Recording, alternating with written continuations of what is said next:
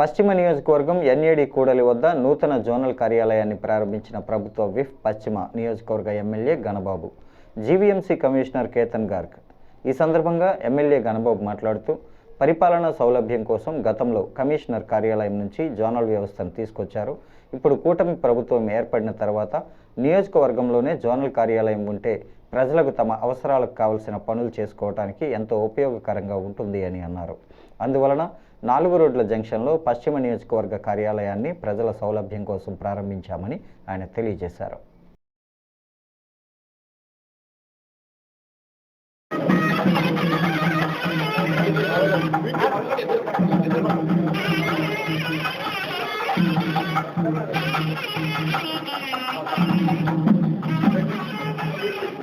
ఈరోజు నార్త్ జోన్లో వెస్ట్ జోన్లో జోనల్ ఆఫీస్ ఏర్పాటు చేయడం జరిగింది, ఇనాగ్రేట్ చేయడం జరిగింది.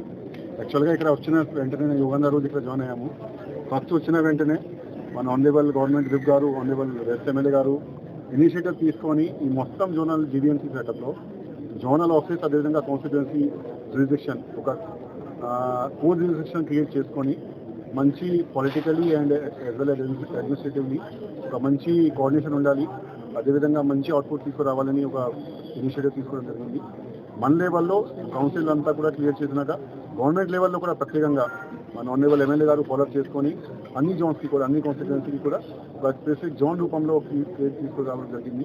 ఈరోజు నూతన సంవత్సరంలో 2026లో ఈ వెస్ట్ జోనల్ ఆఫీస్ కూడా ఈరోజు స్టార్ట్ చేయడం జరిగింది. ఇప్పుడు ఇంట్రీమ్ కాంప్లెక్స్ మన ఆనరబుల్ ఎమ్మెల్యే గారు రినోవేట్ చేశారు. చాలా తొందరగా పక్కా ఒక బిల్డింగ్ చూసుకొని ఫైనల్ చేస్తూ ఒక పర్మనెంట్ బిల్డింగ్ కూడా కట్టడానికి మేము యాక్షన్ ప్లాన్ వర్క్ చేస్తాము. ఈ ప్రత్యేకంగా ఈ జోన్కి ఒక separate zonal commissioner, separate AMOH R SS, separate APD, separate executive engineer, ప్రతి ఒక్క వర్టికల్లో కూడా ఒక స్పెసిఫిక్ జోనల్ హెచ్ఓడి ఉంటే కనుక ఖచ్చితంగా దాంట్లో ఉన్న వర్క్స్ కానీ, దాంట్లో ఉన్న డెవలప్మెంట్ కానీ, టౌన్ ప్లానింగ్ ఇష్యూస్ సంబంధించి కానీ తర్వాత అది ఏ నగరమైనా సరే కమిషనర్ కార్యాలయం నుంచి జోనల్ కార్యాలయాలు విస్తరిస్తూ పరిపాలనా సౌలభ్యం కోసం అనేక నిర్ణయాలు తీసుకుంటూ ఉంటారు. అది హైదరాబాద్ నగరం కావచ్చు, విశాఖపట్నం నగరం కావచ్చు. ప్రత్యేకంగా విశాఖపట్నం మన ఆంధ్రప్రదేశ్లోనే ఒక మహానగరంగా ఎప్పటికప్పుడు అభివృద్ధి చెందుతూ ఉంది, ఎక్స్పాండ్ అవుతూ ఉంది.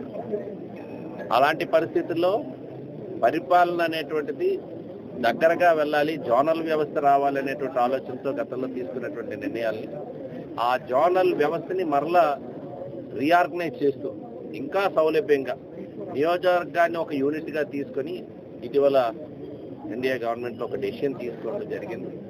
దానిలో భాగంగా పశ్చిమ కార్యాలయాన్ని, ఇక్కడ పశ్చిమ జోన్ కార్యాలయాన్ని ఎన్ఐడి జంక్షన్లో పెట్టడం జరిగింది. మీ అందరికీ తెలుసు, గతంలో ఇదే నియోజకవర్గంలో 2 జోన్లు ఉండేవి, జోన్ 8 కానీ జోన్ 5 కానీ. 2 కార్యాలయాలు కూడా పశ్చిమ నియోజకవర్గంలో లేవు. వేపగుంటలో ఒక కార్యాలయం ఉండేది, జ్ఞానాపురంలో ఒక కార్యాలయం ఉంది.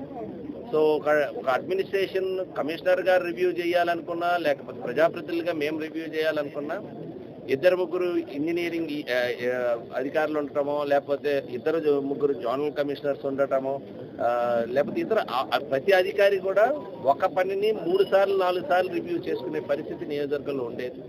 ఇది చాలా సౌలభ్యంగా ఉంటుంది నియోజకవర్గ ప్రజాప్రతినిధులకు కానీ, ముఖ్యంగా ఉన్నతాధికారులకు కానీ. దీనివల్ల మంచి ఫలితాలు వస్తాయి.